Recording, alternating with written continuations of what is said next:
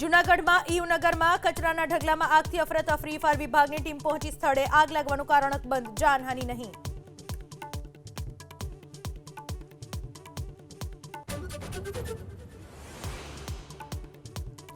નવસારી અને વલસાડમાં ગરમીના કારણે રોડ ઉપરનો ડામર પીગળ્યો, રાહદારીઓના ચોંટ્યા ચપ્પલ, રસ્તાની ગુણવત્તા પર ઉઠ્યા સવાલ.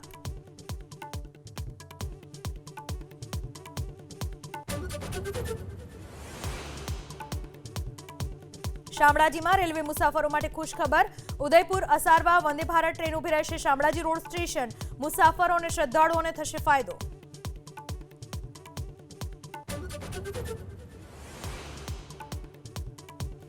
સરકારે ગુમ બાળકોના આંકડા વિધાનસભામાં કર્યા રજૂ. 2 વર્ષમાં 6139 બાળકો થયા ગુમ, 5832 બાળકોને પોલીસે શોધ્યા, 304 બાળકો શોધવાના બાકી.